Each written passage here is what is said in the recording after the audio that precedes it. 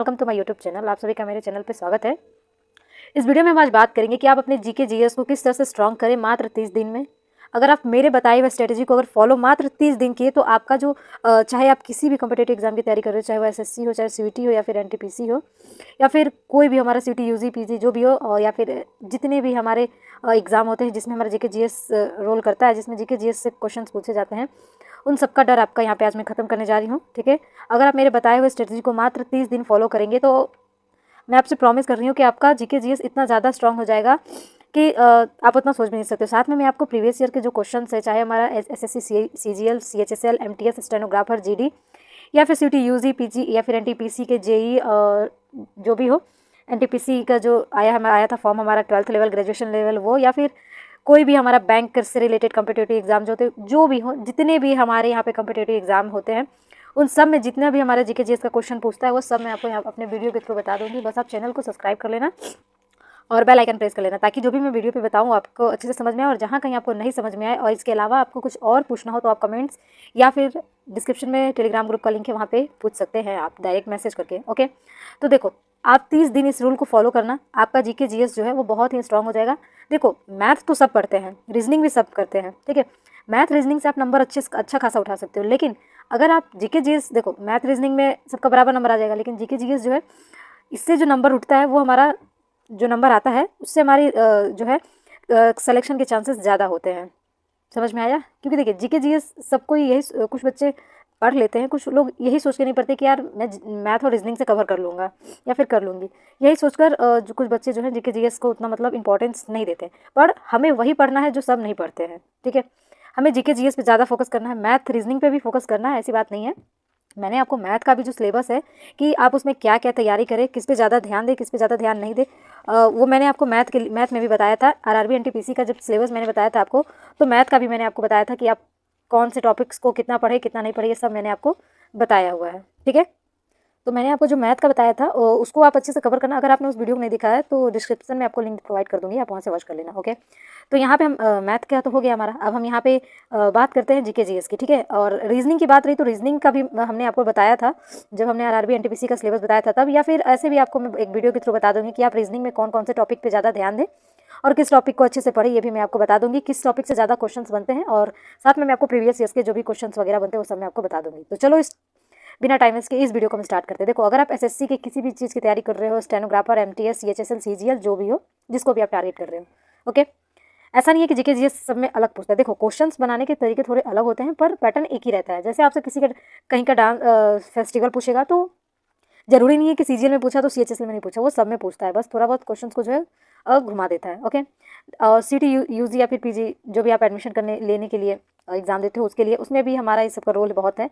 General test में NTPC का तो आपको पता ही है, और ऑल कॉम्पिटेटिव एग्जाम जो भी हो, एनडीए सीडीएस जो भी हो, ओके। तो यहाँ पे हम बेसिकली बात कर लेते हैं जीएस स्ट्रेटेजी की, ठीक है। आप अपना जीके जीएस कैसे स्ट्रॉन्ग करें, ठीक है। 30 दिन आप इस रूल को फॉलो करके देखो।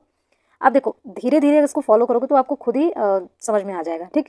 सबसे पहले आप डेली करंट अफेयर्स पढ़ो, एक से कोशिश करो, मैंने यहाँ पे आपको कम से कम पढ़ने के लिए बताया है, ठीक है। आप कोशिश करो कि 1 से 1.5 घंटा आप करंट अफेयर्स जो है डेली पढ़ो, ठीक है। देखो आप करंट अफेयर्स जो पढ़ते हो इसका मतलब ये नहीं कि बस आप वीडियो चलाकर छोड़ दो, सुन लो, हो गया, नहीं।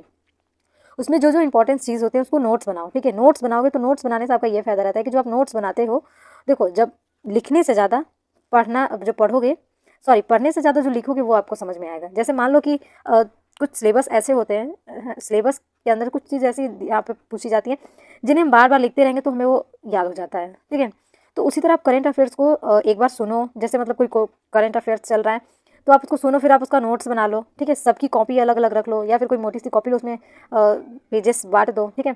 तो करंट अफेयर्स डेली का मैक्सिमम 6 मंथ तक आप करंट अफेयर्स इस तरह से पढ़ो कि देखो जब करंट अफेयर्स पढ़ो तो आप जो पढ़ रहे हो उसको अच्छे से यहाँ पे लिख लो, ठीक है। कहीं पे नोट्स वगैरह बना लो। नोट्स बनाने से हमारा ये फ़ायदा रहता है कि जो हम लिखते हैं वो हमें जल्दी याद हो जाता है, ठीक है। एक बार उसको लिखो, समझो, फिर उसको किसी से एक्सप्लेन कर दो, आपका करंट अफेयर्स यहीं पे रेडी हो जाएगा, ठीक है। करंट अफेयर्स 6 मंथ का भी आता है बुक्स वगैरह, उसको भी आप परचेस कर सकते हो, या फिर डेली करंट अफेयर्स भी आप पढ़ सकते हो, ठीक है।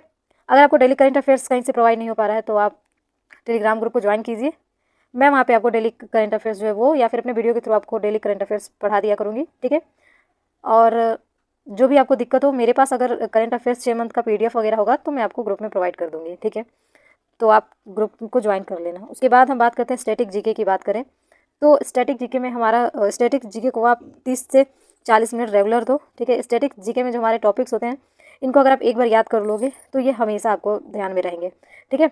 इसके अलावा जो नया नया ऐड किया जाएगा उससे हम तो बाद में देख लेंगे, लेकिन जो पहले से है उसको एकदम अच्छे से हम तैयार कर लेते हैं, जिससे हमारा ये रहेगा कि स्टैटिक जीके में हमारा नंबर जो है अच्छा खासा आ सके, ओके। स्टैटिक जीके में जो हमारा फोक डांस होता है, क्लासिकल डांस जो होते हैं, इनको हम एकदम अच्छे से तैयार कर लेंगे, ठीक है। एक नोट्स बना लो, ठीक है। जीके जीएस का एक नोट्स बनाओ, जितने भी डांस है क्लासिकल जो भी है, तो उसको एकदम अच्छे से नोट्स बनाओ, उसको पढ़ो एक बार, और अपने घर में जो भी छोटे बड़े हैं उनको एक बार समझाओ, आपको खुद ही ये सब याद हो जाएगा, ओके। मैंने भी इसी तरह से अपना जो स्टैटिक जीके है उसको स्ट्रॉन्ग किया है, ओके। तो आप इस तरह इस रूल को फॉलो करके आप कर सकते हो। मेरे पास जितने भी स्टैटिक जीके के ये क्लासिकल डांस वगैरह जो भी हैं, और तो मैं आपको अपने वीडियो के थ्रू बता दूंगी, ठीक है। तो प्लीज़ आप चैनल को सब्सक्राइब कर लेना। अब हम फेस्टिवल को भी देख लेंगे, ठीक है। जो भी हमारे फेस्टिवल होंगे उनको भी हम अच्छे से याद कर लेंगे, ओके। टेम्पल्स वगैरह मोनूमेंट्स जो होते हैं उनको भी हम याद कर लेंगे, ठीक है। ये सब मैं अपने वीडियो के थ्रू आपको बता दूंगी। अगर आपके पास है पहले से तो आप उसको रीड कर लेना, वरना नहीं होगा तो आप बता देना। बुक ऑथर का जो भी होगा वो सब मैं आपको बता दूंगी। देखो, बुक से रिलेटेड क्वेश्चन बहुत पूछते हैं एग्जाम में। CHSL के एग्जाम में मैक्सिमम 2 से 3 क्वेश्चन तो बुक्स के आ ही जाते हैं, जहाँ तक मेरा अनुमान है, क्योंकि मैंने भी 1-2 बार CHSL का एग्जाम दिया था तो बुक से रिलेटेड क्वेश्चन पूछे थे, इसलिए मैं आपको बता रही हूँ। देखो, इंपॉर्टेंस डे विथ थीम के साथ भी आप इसको याद कर सकते हो। देखो, जो कुछ कि मतलब आज कौन सा डे है, और जैसे हमारा पृथ्वी दिवस हो गया, पर्यावरण दिवस हो गया, मजदूर दिवस हो गया, ये सब जो दिवस होते हैं, ये इसी तरह और भी दिवस होते हैं, उनको भी यहाँ पे पूछता है, ठीक है। तो आई होप कि आपको स्टैटिक जीके का ये सब कुछ समझ में आ गया हो। वीडियो ज़्यादा लंबा नहीं करना है क्योंकि बोरिंग हो जाएगा, इसलिए, ओके। और बात करें हम करंट अफेयर्स की, तो करंट अफेयर्स में आपको सब कुछ नहीं पढ़ना है। करंट अफेयर्स में आपको कि रिसेंटली में कौन सा राज्य में क्या विकसित किया गया है, क्या अभी आपको पता ही है कि बजट निकला है हमारा, उसमें ज़्यादा बिहार के लिए क्या क्या बताया गया है, सब कुछ आपको ये सब ध्यान में रखना है। तो एक सेपरेट वीडियो के थ्रू मैं आपको बजट जो है उसको पूरा एक्सप्लेन करके बता दूंगी, ओके। और बाकी अगर आपको नहीं समझ में कहीं है तो आप पूछ सकते हो। देखो, करंट अफेयर्स में आपको नेशनल इंटरनेशनल जो गेम्स होते हैं, गेम्स हो जाएंगे हमारे, ओके। गेम्स हो गया, आर्ट्स एंड कल्चर हो गया, उन सबको हम ध्यान में रखेंगे यहाँ पे, ठीक है। स्पोर्ट्स वगैरह जो भी है, फिलहाल कौन से गेम में किसको कौन से अवार्ड्स मिले, ये सब आपको ध्यान रखने होंगे, क्योंकि इन सबसे रिलेटेड भी क्वेश्चंस बहुत पूछते हैं करंट अफेयर्स का, घुमा फिरा कर। योजना भी पूछता है, जो गवर्नमेंट की जो स्कीम वगैरह जो आती हैं, वो सब भी हमसे यहाँ पे क्वेश्चंस पूछते हैं। G20 से भी रिलेटेड यहाँ पे क्वेश्चंस बहुत पूछा जाता है, बहुत क्या, 2-3 क्वेश्चन, जैसे उसकी थीम क्या है G20 में, ये मेंबर कौन सा है, कौन है, कब बना, ये इस तरह से क्वेश्चन आपसे घुमा फिरा कर पूछता है, ठीक है। बाकी तो आपको पता ही है सब कुछ, मैंने आपको यहाँ पे सब कुछ क्लियर कर दिया है, ओके। तो आप इस स्ट्रेटेजी को मात्र 30 दिन फॉलो करके देखो, आपका जीके जीएस जो है बहुत ही स्ट्रांग हो जाएगा, ओके। और जो कुछ भी आपको नहीं समझ में आए, और जहाँ कहीं भी आपको दिक्कत हो, जैसे आपको आपके पास जो चीज़ अवेलेबल है तो ठीक है, जो नहीं हो उसके लिए आप मेरी हेल्प ले सकते हैं। कमेंट से टेलीग्राम ग्रुप में मैसेज कर दीजिएगा, मैं आपकी पूरी हेल्प करूँगी। तो प्लीज़ चैनल को सब्सक्राइब कर लीजिएगा और वीडियो को ज़्यादा से ज़्यादा शेयर कीजिएगा। आई होप कि मेरे द्वारा बताया गया यह स्ट्रेटेजी आपको एकदम अच्छा लगा हो, तो प्लीज़ चैनल को सब्सक्राइब कर लीजिए।